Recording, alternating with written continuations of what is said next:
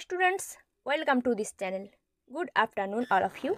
আজকের এই ভিডিওটা তোমাদের জন্য খুবই গুরুত্বপূর্ণ হতে চলেছে, কারণ এই ভিডিওটিতে আমি সাজেশন ভিত্তিক কিছু প্রশ্ন আলোচনা করব তোমাদের সাথে, যেগুলো যে কোনো পরীক্ষার জন্য গুরুত্বপূর্ণ হতে চলেছে।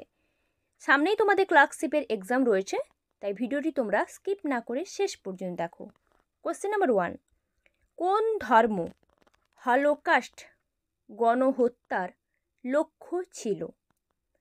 সঠিক উত্তর কী হবে? অপশন বি, ইহুদি ধর্ম। মূলত দ্বিতীয় বিশ্বযুদ্ধের সময় নাৎসি জার্মানি এবং তার সহযোগীদের দ্বারা ইহুদি ইউরোপীয়দের উপর যে গণহত্যা চালানো হয়েছিল ওটাই দ্য হলোকাস্ট নামে পরিচিত। বিশেষ করে বলতে গেলে প্রায় 6 মিলিয়ন মতো ইহুদি ধর্মভুক্ত পুরুষ, মহিলা, শিশু এবং আরও লক্ষ লক্ষ মানুষের উপর নির্যাতিত করা হয়েছিল এবং তাদেরকে গণহত্যা করা হয়েছিল। পরের প্রশ্ন, কে সর্বপ্রথম কলকাতা রঙ্গমঞ্চ প্রতিষ্ঠা করেছিলেন? সর্বপ্রথম অপশন দেখো কী কী দেয়া রয়েছে। সঠিক উত্তর হবে অপশন ডি, গেরাসিম লেডেবেভ। উনি একজন বিখ্যাত রুশ মনীষী ছিলেন, যিনি বাংলা নাটককে মঞ্চস্থ করার জন্য বা বাংলা থিয়েটারে নাটককে মঞ্চস্থ করার একটা উদ্যোগ নিয়েছিলেন। সেই কারণে উনি 1753 সালে কলকাতায় নাটক মঞ্চস্থ করার উদ্দেশ্যে কলকাতা রঙ্গমঞ্চ প্রতিষ্ঠা করেছিলেন। পরের প্রশ্ন, কোনটিকে মুক্তার জননী বলা হয় বা মুক্তার মা বলা হয়? অপশান দেখো কী কী দেয়া রয়েছে। তার মধ্যে সঠিক উত্তর হবে অপশন সি, ন্যাকড়ে। ন্যাকড়ে বলতে মুক্তার একটি আবরণ, যেটা অন্যান্য মোলাস্কা প্রাণীদের মধ্যে একটি। আবরণ বলতে কি বোঝাচ্ছে না, কালচার্ড মুক্তার স্তর এবং মুক্তার যে ভেতরের স্তর এবং মিষ্টি জলের যে সমস্ত মুক্তা, ওই যে তার স্তরগুলো, যেটা হচ্ছে ন্যাকড়ে দিয়ে তৈরি। পরের প্রশ্ন, কাকে ভাংড়ার রাজপুত্র বলা হয়? দেখো অপশান কী কী দেয়া রয়েছে। ইনাদের মধ্যে ভাংড়ার রাজপুত্র বলা হয় অপশান ডি, সুখবীর সিং। সুখবীর সিং, যিনি ভাংড়া হচ্ছে মূলত পাঞ্জাবি একটি অপ্রচলিত সঙ্গীত। ঠিক আছে, ভারত, পাকিস্তান এবং পাঞ্জাব অঞ্চল থেকে উদ্ভূত একটি সঙ্গীত ভাংড়া। এই ভাংড়া সঙ্গীতে সুখবীর সিংয়ের বিশেষ অবদানের জন্য ওনাকে ভাংড়ার রাজপুত্র বলা হয়। নেক্সট প্রশ্ন, থিয়েটারে অভিনীত প্রথম বাংলা নাটক কোনটি? প্রথম বাংলা নাটক সঠিক উত্তর হবে কাল্পনিক সংবদল, যেটা কলকাতা রঙ্গমঞ্চ নামক থিয়েটার প্রথম অনুষ্ঠিত হয়েছিল বা মঞ্চস্থ হয়েছিল মূলত 1795 খ্রিস্টাব্দের 27শে নভেম্বর। কাল্পনিক সংবদল নাটকটি মঞ্চস্থ করা হয়েছিল কলকাতায়, যেটা ডোমতলাতে, যেটা বর্তমান এজরা স্ট্রিট নামে পরিচিত। কলকাতায় আরও দুটো ইংরেজদের থিয়েটার রয়েছে, ওটাই শুধুমাত্র ইংরেজি নাটক অভিনীত হতো। পরের প্রশ্ন যাব আমি, কত সালে ভারতে প্রথম সিমেন্ট প্ল্যান্ট স্থাপন করা হয়? সঠিক উত্তর হবে অপশন ডি, 1946 সালে ভারতে প্রথম সিমেন্ট প্ল্যান্ট স্থাপন করা হয়েছিল। মূলত 1949 সালে তামিলনাড়ুতে।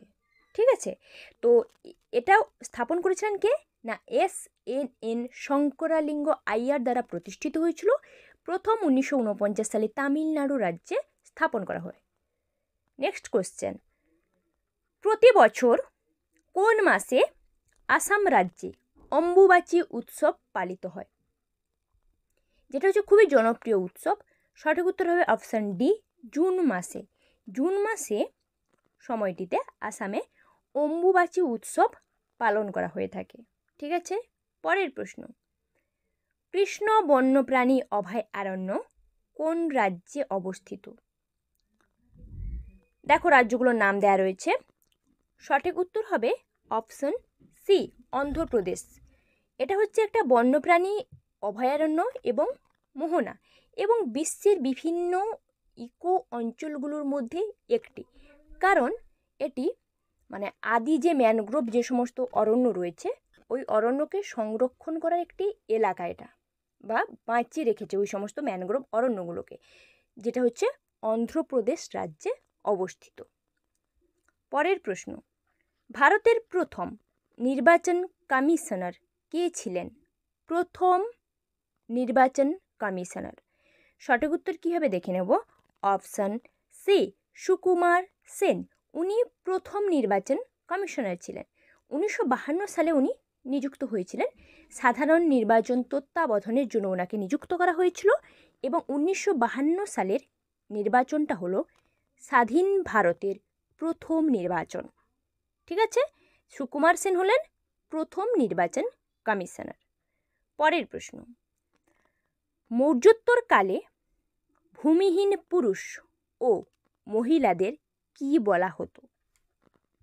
অপশান দেখো কী কী দেয়া রয়েছে। সঠিক উত্তর হবে অপশান ডি, দাস শ্রমিক বলা হতো। মৌর্যোত্তরকাল বলতে প্রাচীন যুগে লৌহ যুগে একটি বিস্তৃত সাম্রাজ্য ছিল মৌর্য সাম্রাজ্য। ভূমিহীন পুরুষ বলতে যাদের নিজস্ব কোনো ভূমিহীন ছিল না, অন্যের ভূমিতে ওনারা চাষাবাদ করতেন, বাস করতেন, তো ওনাদেরকে দাস শ্রমিক বলা হতো, যারা অন্যের ভূমিতে দাসবৃত্তি করে কাটাতেন, নিজেদের জীবনযাপন করতেন, পুরুষ এবং মহিলা উভয়ে। পরের প্রশ্ন, পাণ্ডব বংশের রাজধানী কোথায় ছিল? পাণ্ডব বংশের রাজধানী, অপশান দেখো কী কী দেয়া রয়েছে। সঠিক উত্তর কী হবে দেখে নেব। সঠিক উত্তর হবে অপশান ডি, মাদুরাই।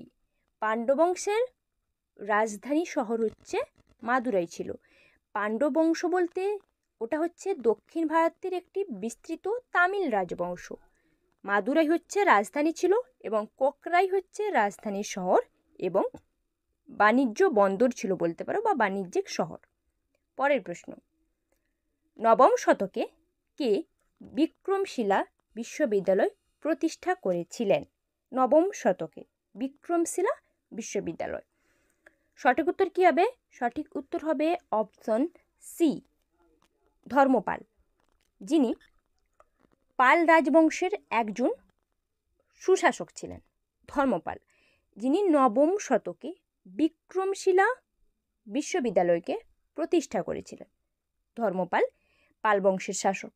ঠিক আছে, thanks for watching my video. এখনও যারা আমার চ্যানেলকে সাবস্ক্রাইব করোনি, নতুন নতুন কন্টেন্ট পাওয়ার জন্য চ্যানেলটিকে সাবস্ক্রাইব করো, ভিডিওটিতে লাইক কমেন্ট শেয়ার অবশ্যই করো, যাতে ক্রিয়েটাররা আরও বেশি করে মোটিভেট হতে পারে। তোমরা অন্য কোনো কন্টেন্ট চেয়ে থাকলে সেটা আমাকে কমেন্টে লিখে জানাতে পারো, আমি চেষ্টা করব সেই সমস্ত কন্টেন্ট তোমাদের কাছে পৌঁছে দেওয়ার।